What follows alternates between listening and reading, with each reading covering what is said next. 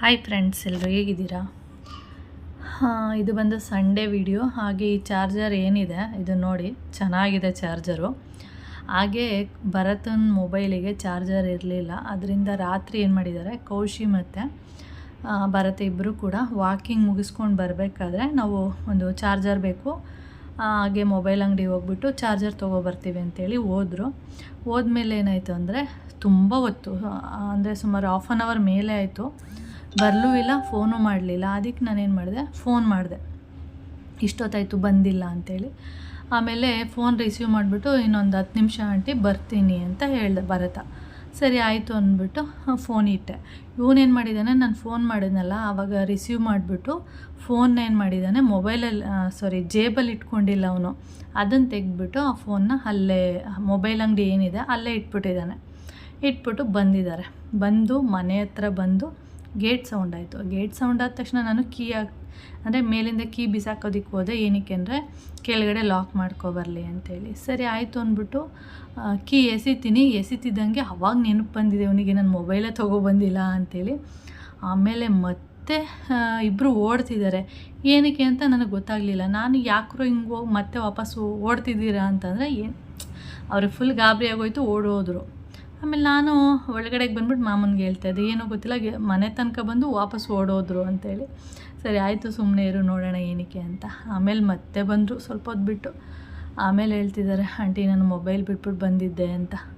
ಹೌದಾ, ಸಿಕ್ತಾ, ಏನಾಯಿತು ಅಂತ ಅಂದಮೇಲೆ, ಇಲ್ಲ ಅಲ್ಲೇ ಇತ್ತು, ಸಿಕ್ತು ಅಂದ್ಬಿಟ್ಟು ತೊಗೊಬಂದರು. ಅದಕ್ಕೆ ಹೇಳಿದೆ, ಯಾವಾಗಲಾದರೂ ಫೋನ್ ರಿಸೀವ್ ಮಾಡಿದ ತಕ್ಷಣ ಜೇಬಲ್ಲಿ ಇಟ್ಕೊಳ್ಳೋದನ್ನು ಕಲೀರಿ, ಅಲ್ಲೇ ಇಟ್ಬಿಟ್ರೆ ಅದು ಅವ್ರ ಅಂಗಡಿಯವ್ರೇನೋ ಪರಿಚಯ, ಓಕೆ, ಅವ್ರು ಯಾವಾಗಲೂ ನಮ್ಮ ಮೊಬೈಲ್ ನೋಡ್ಕೊಂಡಿರ್ತಾರೆ, ಅವ್ರ ಕೆಲಸದಲ್ಲಿ ಅವ್ರು ಬ್ಯುಸಿಯಾಗಿರ್ತಾರೆ. ಆದಷ್ಟು ನಿಮ್ಮ ಮೊಬೈಲ್ನ ನೀವೇ ಹುಷಾರಾಗಿ ನೋಡ್ಕೊಳ್ಳಿ ಅಂತ ಹೇಳಿದೆ. ಈ ಥರ ರಾತ್ರಿ ಆಗಿರುವಂಥ ಕತೆ ಆಯ್ತಾನೆ ಇರುತ್ತೆ.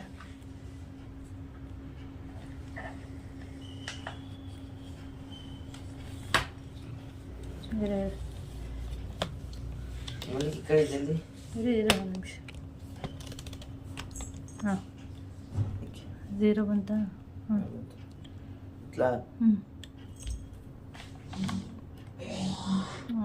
46. ಸರಿ ಎಷ್ಟಿದೆ? 45 ಏನು ಅನ್ಕೋತೀನಿ, 46 ಅಷ್ಟರಲ್ಲೇ, 45, 46 ಎಷ್ಟು ನೀಟಾಗಿ ಕಬಾಬ್ ಮಾಡೋದನ್ನು. ಸರಿ ಎಷ್ಟು? ಅಷ್ಟು ಯಾರು ನೀವೇ? 58 ಟಚ್ ಮಾಡ್ತಾ ಇರಿ. ಗೊತ್ತಲ್ವ? 58. 58 .8 35.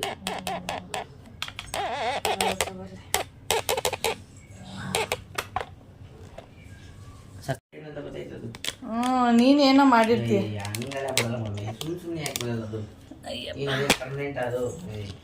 ನಮ್ಮ ಭೂಮಿ 5 kg ಅವಳು. ಹಿಂಗೆ ಎಷ್ಟೋ ಸರಿ ಹಿಂಗೆ ವೀಡಿಯೋನೇ ಆನ್ ಮಾಡಿಲ್ಲ ನಾವು. ಬಾ ಈಗ ಆನ್ ಮಾಡಿ.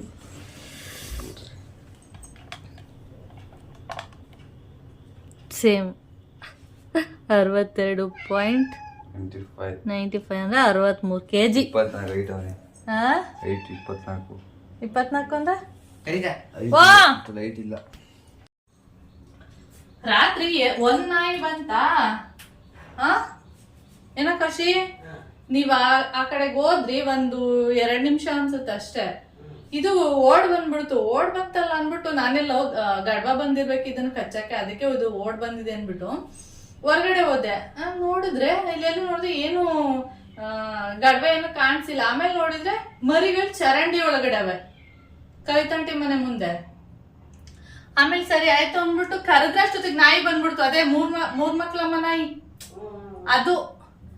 ಆಮೇಲೆ ನಾನ್ ಕಲ್ಬಿಸಾಕ್ತೆ, ಗುಡು ಅಂತ ಓಡ್ಬಿಡ್ತು ಈ ಕಡೆ ಮನೆಗೆ ಕೆಂಚಿ, ಅದು ಓಡ್ಬಿಡ್ತು. ನಾನೇನ್ ಮಾಡಕ್ಕಾಗುತ್ತೆ, ಮತ್ತೆ ಇಲ್ಲಿ ನಿಂತ್ಕೊಂಡು ಕಲ್ಬಿಸಾಕ್ತೆ, ಅದೆಲ್ಲ ಔಸ್ಕೊಳ್ತೋ ಏನೋ ಗೊತ್ತಿಲ್ಲ. ಆಮೇಲೆ ಅನ್ಕೊಂಡವ ಸಿಗಾಕತ್ತೋದು ಅಂತ. ಆಮೇಲೆ ಇನ್ನೊಂದ್ ನಾಯಿ ಬಂತು, ಇದು ಅಲ್ಲೇ ಇದೆ, ನಮ್ ಗೇಟ್ ಮುಂದೆನೆ ಇದೆ ಕರ್ಗಿ. ಆಮೇಲೆ ನೋಡಿದ್ರೆ ಅದು ಕಲ್ಬಿಸಾಕ್ತಾ ಇದೀನಿ, ಆಮೇಲೆ ಇದು ಹೋಗಿ ಚರಂಡಿ ಒಳಗಡೆ ಔತ್ಕೊಬಿಡ್ತು. ಆಯ್ತಾ, ಸರಿ ಆಯ್ತು ಅಂದ್ಬಿಟ್ಟು ಆಮೇಲೆ ನಾನು ಕೆಳಗಡೆ ಹೋಗಿ ಗೇಟ್ ತೆಗ್ದು ಆಮೇಲೆ ಕರ್ಗಿ ಬಂತು, ಕೆಂಚಿಗೆ ಫುಡ್ ಅಲ್ಲಾಡ್ಸ್ದೆ ಬರ್ಲೇ ಇಲ್ಲ. ಆಮೇಲೆ ಎಷ್ಟೊತ್ತಾದ್ಮೇಲೆ ಬಂದ್ಲು. ಕತೆ ಅದಕ್ಕೆ ಪ್ರಾಣಿಗಳನ್ನ ಸಾಕ್ಬಾರ್ದು, ಸುಮ್ಮನೆ ಬೇಜಾರು ಅವೆಲ್ಲ ಸಾಕಿದ್ರೆ. ಈಗ ಬೆಳಿಗ್ಗೆಯಿಂದ ಕಾಣಿಸ್ತಿಲ್ಲ ಅಂದ್ರೆ ಇಷ್ಟೊತ್ತಿಗೆ ಓಡ್ ಬರ್ಬೇಕು ಅದು ಆಕ್ಚುಲಿ.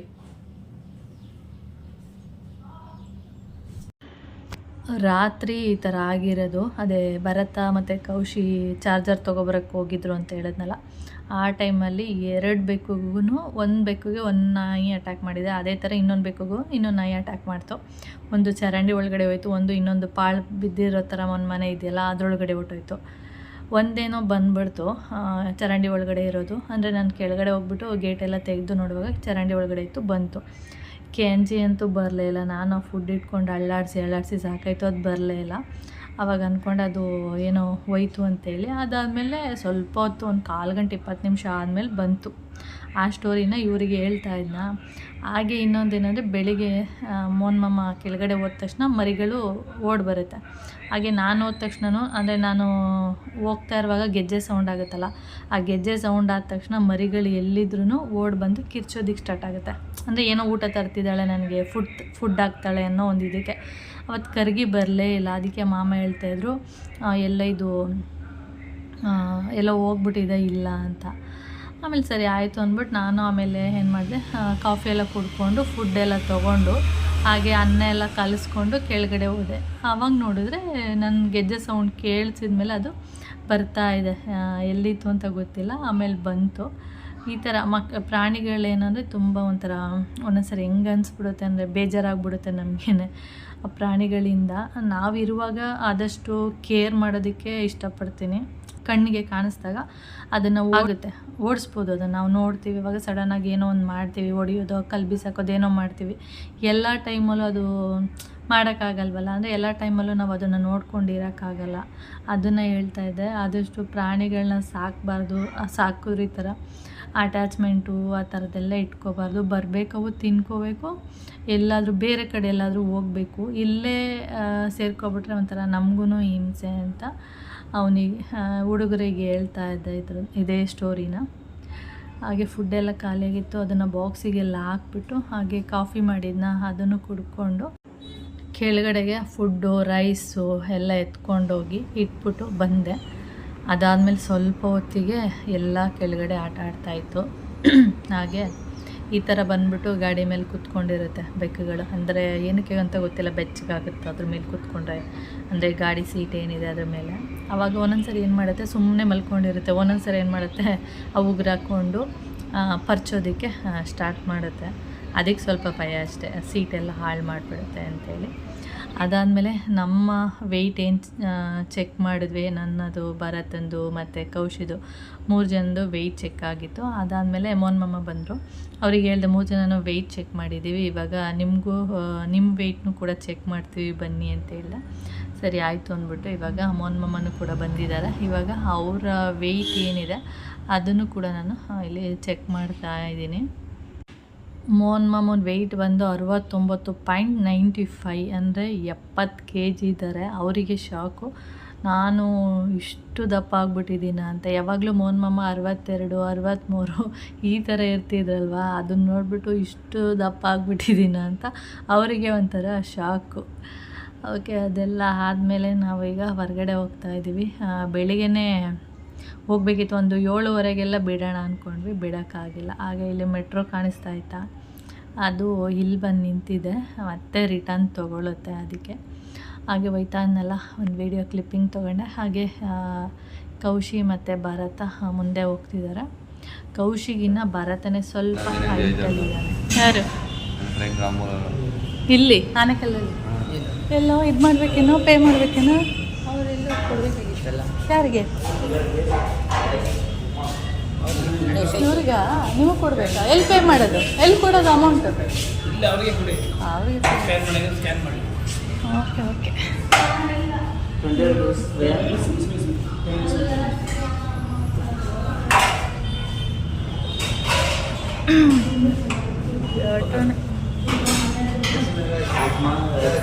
ಚಟ್ನಿ ಅಂತ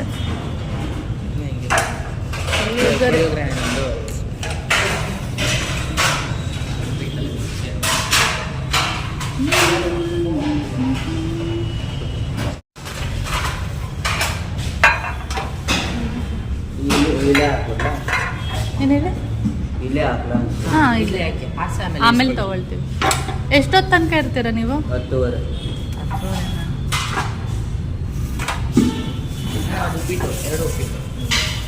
ಎರಡು ಬೇಕಾ? ಹಾಂ, ಇಷ್ಟೇನಾ ಇದು? ನಿಮ್ಮ ರೈಸ್ ಅಷ್ಟೇನಾ? ಹಾಂ, ಪುಳಿಯೋಗರೆ ಅಷ್ಟೇ. ಎಷ್ಟಾದರೂ ತಿನ್ಬೋದಾ?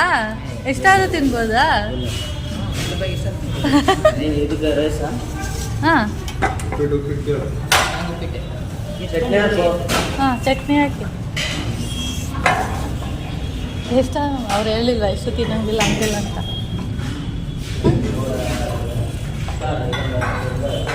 ಹಿಂದಿರೋ ಕ್ಯಾಂಟೀನ್.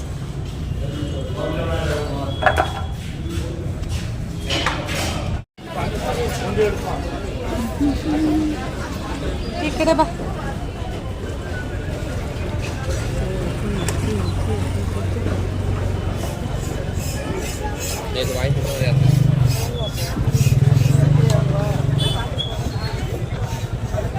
ಅವ್ರು ಇಟ್ಟೇ ಇಲ್ಲ ಕಸಿ, ಅಲ್ಲಿ ಇಡ್ತಿದ್ರಲ್ವ ಅವರು. ನಾವಿಲ್ಲೇ ತಗೋಬೇಕೀಗ. ನಮ್ಗೆ ಗೊತ್ತಿರೋರಿಲ್ಲ ಕಣ, ಅಲ್ಲಿ ಇಡ್ತಾ ಇದ್ರು ಅವರು. ಇವತ್ತೇನೋ ಇಟ್ಟೇ ಇಲ್ಲ. ಇವ್ರ ಹತ್ರ ಕೇಳಿದ್ರೆ ಯಾರ ಹತ್ರ? ಅವ್ರ ಹತ್ರ ಏನು ಹೇಳ್ತಾರೆ? ನೀರಿಂದ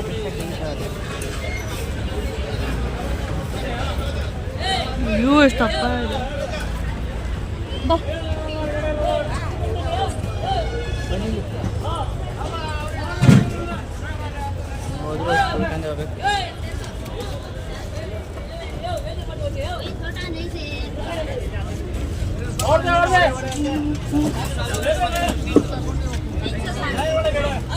ಹಾಟ್ಲನಾ?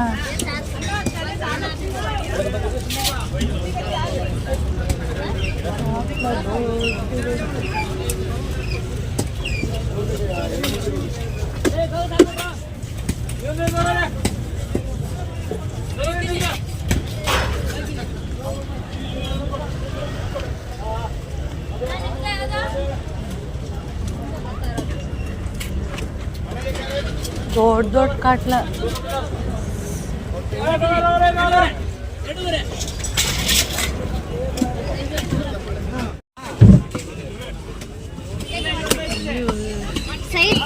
ಸೈಡ್ ಸೈಡ್ ನೋಡಿ.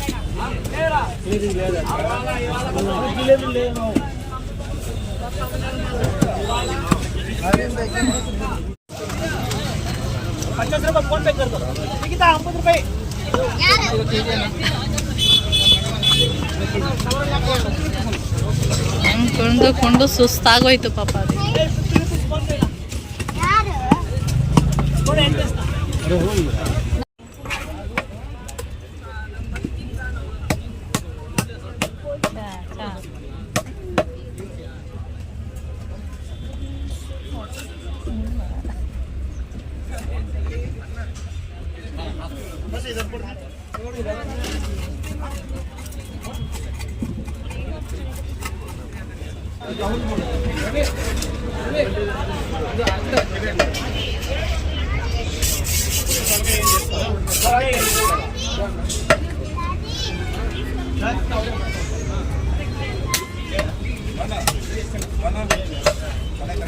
ಇದ್ದವ್ರಕ್ಕಂದು ಬನ್ನಿ.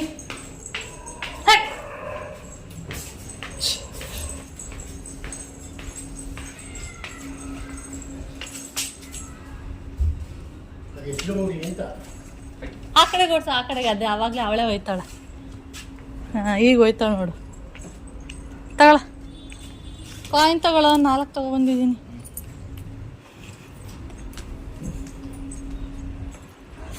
Full enjoy.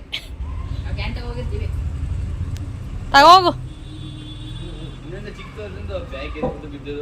ಅದು ಕವರ್ ಇಟ್ಟಿದ್ದೆ ನೋಡಿ ಇಲ್ಲಿ, ಅದನ್ನ ಎತ್ಕೊಟ್ಟಾಯ್ತು. ಇಲ್ಲ ಇಲ್ಲ, ಕವರು ಇದು ಹಾಕ್ಬಿಟ್ಟು ನಾನು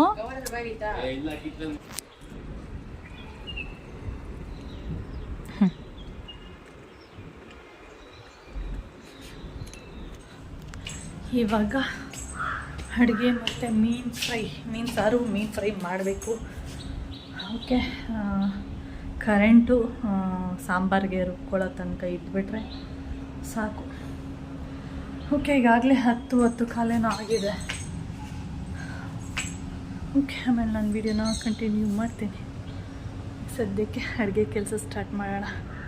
ಫುಲ್ಲು ಕೈಯೆಲ್ಲ ಮೀನು ವಾಸನೆ, ಬಟ್ಟೆ. ಯಾಕೆ ಅಂದರೆ ಅಲ್ಲಿ ಮೀನನ್ನ ಕಟ್ ಮಾಡ್ತಿರ್ತಾರಲ್ಲ, ಅವಾಗ ಅವ್ರ ಪಕ್ಕದಲ್ಲೇ ನಿಂತಿರ್ತೀವಿ. ಏಕೆಂದರೆ ತುಂಬ ಜನ ಮೀನು ತೊಗೊಳ್ತಿರ್ತಾರಲ್ಲ, ಅಲ್ಲಿ ಪಕ್ಕದಲ್ಲೇ ನಿಂತ್ಕೊಳ್ಬೇಕು, ಇದು ನಮ್ಮದು ಅಂತೇಳಿ. ಆವಾಗ ಅದ್ರ ಪೀಸ್ ಇಲ್ಲೆಲ್ಲ ಕೈಯಲ್ಲೆಲ್ಲ ಆಗಿದೆ, ಬಟ್ಟೆ ಎಲ್ಲ. ಅದಕ್ಕೆ ಫುಲ್ಲು ಮೀನಿನ ವಾಸನೆ ನಾವು. ಓಕೆ,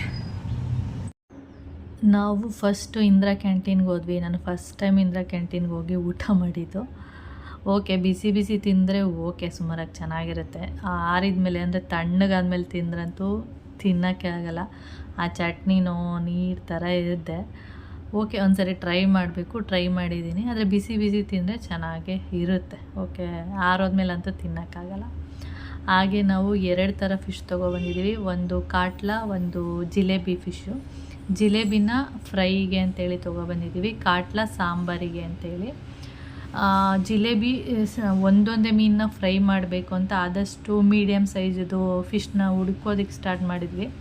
ಅಲ್ಲಿ ಇಟ್ಟಿದ್ರಲ್ಲ, ಅಲ್ಲೆಲ್ಲೂ ಕೂಡ ನಮಗೆ ಮೀಡಿಯಮ್ ಸೈಜದು ಜಿಲೇಬಿ ಮೀನೇ ಸಿಗಲಿಲ್ಲ. ಆದಷ್ಟು ಒಂದು ಮೀನು 1/2 kg ಇರೋ ಥರದ್ದೇ ಜಿಲೇಬಿ ಮೀನಿರೋದು. ಆಮೇಲೆ ಇನ್ನೇನು ಮಾಡೋಕ್ಕಾಗಲ್ಲ, ಅದನ್ನೇ ತೊಗೊಳ್ಳೋಣ ಅಂದ್ಬಿಟ್ಟು ಅದನ್ನೇ ನಾವು 1 kg ತೊಗೊಂಡ್ವಿ. ಇದು 1 kg ಅದೇ 100 ಗ್ರಾಮ್ ಹೆಚ್ಚು ಕಮ್ಮಿಗೆ, ಜಾಸ್ತಿ ಕಡಿಮೆ ಈ ಥರ ಬರುತ್ತೆ ಗಲೀಜೆಲ್ಲ ತೆಗೆದ್ಮೇಲೆ. ಅದಕ್ಕೆ ಜಿಲೇಬಿನ ಫ್ರೈ ಮಾಡೋಣ, ಚೆನ್ನಾಗಿರುತ್ತೆ ಅಂದ್ಬಿಟ್ಟು ಜಿಲೇಬಿನ ಇಲ್ಲಿ ಫ್ರೈ ಮಾಡ್ತಿದ್ದೀನಿ, ಮಸಾಲೆ ಎಲ್ಲ ಹಾಕ್ಬಿಟ್ಟು. ಹಾಗೆ ಕಾಟ್ಲಾ ಮೀನೇನಿದೆ ಅದನ್ನು ಸಾಂಬಾರು ಮಾಡೋಣ ಅಂಥೇಳಿ. ಕರೆಂಟ್ ಅವತ್ತು ಸಂಡೇ ಆಗಿರೋದ್ರಿಂದ ಹೋಗುತ್ತೆ ಬರುತ್ತೆ ಈ ಥರ ಆಗ್ತಾ ಇರುತ್ತೆ. ಒಂದ್ಸರಿ ಹೋಗ್ಬಿಟ್ರೆ ಇನ್ನು ಬರೋದೇ ಇಲ್ಲ. ಆದಷ್ಟು ಮಸಾಲೆ ಎಲ್ಲ ರುಬ್ಕೊಂಡು ಇವಾಗ ಮೀನು ಸಾರು ಎಲ್ಲ ಮಾಡಿದ್ದೀನಿ. ಸಾಂಬಾರೆಲ್ಲ ಮಾಡಿಟ್ಬಿಟ್ಟು ಹಾಗೆ ಮೀನಿಗೂ ಕೂಡ ಮಸಾಲೆ ಎಲ್ಲ ಹಾಕಿಟ್ಬಿಟ್ಟು ಹಾಗೆ ಟೀನ ಮಾಡೋಣ ಅಂತೇಳಿ ಟೀ ಮಾಡ್ತಾಯಿದ್ದೀನಿ. ಹಾಗೆ ಇದು ಹುಣಸೆಹಣ್ಣು ಇದೆಯಲ್ಲ ಅದನ್ನು ಹಾಕಿರೋದು, ಹಳೆ ಹುಣಸೆಹಣ್ಣನ್ನು ಬೀಸಾಕಿದ್ದೀನಿ. ಅಂದರೆ ಊರಿಗೆ ಕಳಿಸ್ಬೇಕು, ಅವರು ಪಾತ್ರೆ ಉಜ್ಜೋದಕ್ಕೆಲ್ಲ ಯೂಸ್ ಮಾಡ್ಕೋತಾರೆ. ಈಗ ಹೊಸ ಹುಣಸೆಹಣ್ಣು ಏನಿದೆ ಅದನ್ನು ಹಾಕಿ ಮೀನು ಸಾರು ಮಾಡ್ತಿರೋದು. ಚೆನ್ನಾಗಾಗಿತ್ತು ಮೀನು ಸಾರು ಅಂತೂ, ಸಖತ್ತಾಗಿತ್ತು. ಹಳೆ ಹುಣಸೆಹಣ್ಣು ಏನಂದರೆ ಒಂಥರ ಸ್ಮೆಲ್ ಬರೋದು, ಅದು ಫುಲ್ ಕಪ್ಪಗಾಗಿ ಹೋಗಿತ್ತಲ್ಲ, ಅದರಿಂದನೇ ನನಗೆ ಹುಣಸೆಹಣ್ಣಿನ ಅವಶ್ಯಕತೆ ಇತ್ತು. ಅಂದರೆ ನಾವು ಜಾಸ್ತಿ ಮೀನು ಸಾರೆಲ್ಲ ಮಾಡ್ತಾ ಇರ್ತೀವಲ್ಲ ಅದರಿಂದ. ಆಮೇಲೆ ಮೀನೆಲ್ಲ ಫ್ರೈ ಮಾಡಿದೆ. ಭರತ ತಿಂದ್ಕೊಂಡು ಊಟ ಎಲ್ಲ ಮಾಡಿಕೊಂಡು, ಅವನು ಸಾಂಬಾರಲ್ಲಿತ್ತಲ್ಲ ಆ ಮೀನು ತಿನ್ನಲಿಲ್ಲ. ಅವನು ಬರೀ ಫ್ರೈ ಅಷ್ಟೇ ತಿಂದಿದ್ದು. ಸಾಂಬಾರಲ್ಲಿ ರೈಸ್ ಮಾತ್ರ ತಿಂದ್ಕೊಂಡು ಇವಾಗ ರೆಡಿಯಾಗಿ ಕೂತಿದ್ದಾನೆ. ಯಾಕೆ ಬಂದಿದ್ದಾನೆ ಅಂದರೆ ಬೆಂಗಳೂರಿಗೆ ಅವನಿಗೆ ಕೆಲಸ ಸಿಕ್ಕಿದೆ. ಎಲ್ಲಿ ಅಂದರೆ ದೇವನಹಳ್ಳಿ ಹತ್ರ. ಅದಕ್ಕೆ ಈಗ ಅವನು ಕೆಲಸಕ್ಕೆ ಹೋಗಬೇಕು ನಾಳೆಯಿಂದ, ಅಂದರೆ ಸೋಮವಾರದಿಂದ ಹೋಗಬೇಕು. ಅದಕ್ಕೆ ಶುಕ್ರವಾರನೇ ನಮ್ಮ ಮನೆಗೆ ಬಂದಿದ್ದ. ಇವಾಗ ಟಿನ್ ಫ್ಯಾಕ್ಟ್ರಿ ಹತ್ರ ಹೋಗ್ಬೇಕೀಗ ಅವನು. ಅದಕ್ಕೆ ರೆಡಿಯಾಗಿ ಕೂತಿದ್ದಾನೆ. ಫಸ್ಟ್ ಡೇ ಅಲ್ವಾ, ದೂರ, ಮತ್ತು ಎಲ್ಲಿ ಹೆಂಗೆ ಏನು ಅಂತ ಗೊತ್ತಿಲ್ಲ. ಅಂದರೆ 1-2 ಸರಿ ಬಂದು ಹೋಗಿದ್ದಾನೆ ಈಗ. ಆದರೂ ಈಗ ನಮ್ಮ ಮನೆಯಿಂದ ಹೋಗಬೇಕು ಅಂದರೆ ಅವನಿಗೆ ಗೊತ್ತಾಗಲ್ಲ. ಅದರಿಂದ ಕೌಶಿಗ ಇಲ್ಲಿಗೆ ಮೆಟ್ರೋದಲ್ಲಿ ಟಿನ್ ಫ್ಯಾಕ್ಟ್ರಿ ಹತ್ರ ಕರ್ಕೊಂಡೋಗಿ ಬಿಟ್ಬಿಟ್ಟು ಮತ್ತು ಅವನು ವಾಪಸ್ ಬರ್ತಾನೆ. ಯಾಕೆಂದರೆ ಒಂದು ಸರಿ ಅವನಿಗೆ ಈ ರೂಟಲ್ಲಿ ಈ ರೀತಿ ಬರಬೇಕು ಅಂತ ಮೆಟ್ರೋದಲ್ಲಿ ತೋರಿಸಿದ್ರೆ, ಇನ್ನು ನೆಕ್ಸ್ಟ್ ಟೈಮು ರಜಾ ಸಿಕ್ಕಿದಾಗ ಅವನಿಗೆ ಸಂಡೇ ಒಂದೇ ದಿನ ರಜೆ ಇರೋದು. ಆವಾಗ ವಾಪಸ್ಸು ಇಲ್ಲಿಗೆ ಯಾವಾಗಲಾದ್ರು ಬರಬೇಕು ಅಂದಾಗ ಬರ್ತಾನೆ. ಸಂಡೇ ಒಂದಿನ ರಜೆ ಇರೋದ್ರಿಂದ ಅವನಿಗೆ ಕಷ್ಟ ಬರೋದು. 2 ದಿನ ರಜೆ ಇದ್ದರೆ ಓಕೆ, ನೋಡೋಣ ಬಂದಾಗ ವಿಡಿಯೋ ಮಾಡ್ತೀನಿ. ಅದಕ್ಕೆ ಈಗ ಕೌಶಿ ಮತ್ತು ಅವರು ಇಬ್ಬರು ಕೂಡ ಹೊರಟರು ಎಲ್ಲಿಗೆ, ಟಿನ್ ಫ್ಯಾಕ್ಟ್ರಿ ಹತ್ರ. ಅವ್ನು ಬಿಟ್ಟು ಅವ್ನು ಬರ್ತಾನೆ. ಹಾಗೆ ನಾನು ಮಮ್ಮ ಆಮೇಲೆ ಕೂತ್ಕೊಂಡು ಊಟ ಎಲ್ಲ ಮಾಡಿದ್ದು. ಊಟ ಎಲ್ಲ ಮಾಡಿಕೊಂಡು ಅವನಿಗೆ ಹೇಳ್ದೆ ಏನಂದರೆ ಮೀನು ಸಾಂಬಾರೆಲ್ಲ ಇತ್ತು. ಬರೀ ಅಂದರೆ ಸಾಂಬಾರಲ್ಲಿ ಬರೀ ಸಾಂಬಾರಷ್ಟೇ ತಿಂದಿರೋದು, ಅದರಲ್ಲಿರೋ ಮೀನನ್ನ ಒಂದು ತಿಂದಿರಲಿಲ್ಲ. ಅದಕ್ಕೆ ಇದೇ ತೊಗೊಂಡೋಗು, ಸ್ವಲ್ಪ ಮೀನು ಸಾರು ರೈಸ್ ಮಾಡ್ಕೊಳ್ಳಿ ಅಂತ ಹೇಳ್ದೆ. ರೈಸ್ ಮಾಡ್ಕೊಳ್ಳೋದಕ್ಕೆ ಇನ್ನೂ ಏನು ಅಲ್ಲಿ ಏನಂತೇಳಿ ಒಂದು ರೂಮ್ ಅಷ್ಟೇ ಕೊಟ್ಟಿರೋದು. ಅಡುಗೆ ಮಾಡೋದಕ್ಕೇನು ಇದಿಲ್ಲ, ಪಾತ್ರೆಗಳಿರ್ಬೋದು, ಸ್ಟವ್ ಇರ್ಬೋದು, ಅದೆಲ್ಲ ಏನಿಲ್ಲ. ಅದಕ್ಕೆ ಅಂದರೆ ಒಂದು ರೂಮಲ್ಲಿ 4 ಮೆಂಬರ್ಸ್ ಇರ್ತಾರಂತೆ. ಅದಕ್ಕೆ ಈಗ ಸದ್ಯಕ್ಕೆ ಬೇಡ ಆಂಟಿ, ನನಗೆ ಏನು ತೊಗೊಂಡೋಗಲ್ಲ, ಅಲ್ಲೇ ಊಟ ಮಾಡ್ಕೋತೀನಿ ಹೋಟ್ಲಲ್ಲಿ. ನೋಡೋಣ ಮುಂದಕ್ಕೆ ಹೆಂಗಿರುತ್ತೆ ಏನು, ಆಮೇಲೆ ಬೇಕಾದರೆ ಯಾವಾಗಲಾದ್ರೂ ಬಂದಾಗಿಗೆ ಪುಳಿಯೋಗರೆ ಗೊಜ್ಜು, ಚಿತ್ರಾನ್ನದ ಗೊಜ್ಜು ಈ ಥರದ್ದು ಬೇಕಾದರೆ ಮಾಡಿಕೊಡಿ ಅಂತ ಎಲ್ಲ. ಸರಿ ಆಯಿತು ಅಂದ್ಬಿಟ್ಟು ಮತ್ತು ಇನ್ನೇನು ರೈಸೇ ಮಾಡೋಕ್ಕಾಗಲ್ಲ, ಅಂದರೆ ಇವನು ಒಬ್ಬನೇ ಇದ್ದಿದ್ರೆ ಸ್ವಲ್ಪ ರೈಸು ಮತ್ತು ಮೀನು ಸಾಂಬಾರು ಇದೆಲ್ಲ ಕಳಿಸ್ಬೋದಿತ್ತು. 4 ಜನ ಇರೋದ್ರಿಂದ ಹೆಂಗೆ ಕಳ್ಸೋಕ್ಕಾಗತ್ತೆ. ನಾನು ಮಾಡಿರೋದೇ ಸ್ವಲ್ಪ ಸಾಂಬಾರು, ಅಂದರೆ ನಮಗೆ ಎಷ್ಟು ಬೇಕೋ ಅಷ್ಟು ಮಾತ್ರ ಮಾಡಿರೋದಲ್ವ, ಅದರಿಂದ ಸರಿ ಆಯಿತು ಇನ್ನು ನೆಕ್ಸ್ಟ್ ಟೈಮ್ ಬಂದಾಗ ನೋಡೋಣ ಅಂತ ಹೇಳ್ದ. ಸರಿ ಆಯಿತು ಅಂದ್ಬಿಟ್ಟು ಅವನಿಗೆ ಕಳಿಸ್ಕೊಟ್ಟೆ. ಆಮೇಲೆ ಕೌಶಿನೂ ಹೋಗಿ ಬಿಟ್ಟು ಅವನು ಎಷ್ಟು ಗಂಟೆಗೆ ಬಂದಿರೋದು, 6 ಗಂಟೆ 6:15 ಬಂದಿರೋದು. ಟಿನ್ ಫ್ಯಾಕ್ಟ್ರಿ ಹತ್ರನೇ ಹೋಗಿದ್ದಾನೆ, ಅಲ್ಲೋಗಿ ಬಿಟ್ಟು ನಾನು ವಾಪಸ್ ಬಂದಿರೋದು. ಮೊನ್ನೆ ಹೇಳಿದ್ದು ಟ್ರೈನ್ ಹತ್ಸು ಅಷ್ಟೇ ಅಂತ, ಆದರೂ ಅವನು ಒಂದ್ಸರಿ ತೋರಿಸೋಣ ಅಂಥೇಳಿ ಅವನು ಅಲ್ಲಿ ತನಕ ಹೋಗ್ಬಿಟ್ಟು ಬಂದಿದ್ದಾನೆ. ಅದಾದಮೇಲೆ ಇನ್ನು ಸಂಜೆಗೆ ಮೀನು ಫ್ರೈ ಎಲ್ಲ ಮಧ್ಯಾಹ್ನನೇ ಕಲಿಯಿತು, ಚೆನ್ನಾಗಾಗಿತ್ತು, ಉಪ್ಪು ಖಾರ ಎಲ್ಲ ಚೆನ್ನಾಗಿ ಹಿಡ್ದಿತ್ತು, ಅದರಿಂದ ಮಧ್ಯಾಹ್ನನೇ ಖಾಲಿಯಾಗೋಯ್ತು. ಆದರೆ ಮೀನು ಸಾರಲ್ಲಿ ಇರುವಂಥದ್ದು ಮೀನು ಖಾಲಿಯಾಗಿರಲಿಲ್ಲ, ಅದನ್ನೇ ರಾತ್ರಿಗೂ ನಾವು ತಿಂದಿದ್ದು.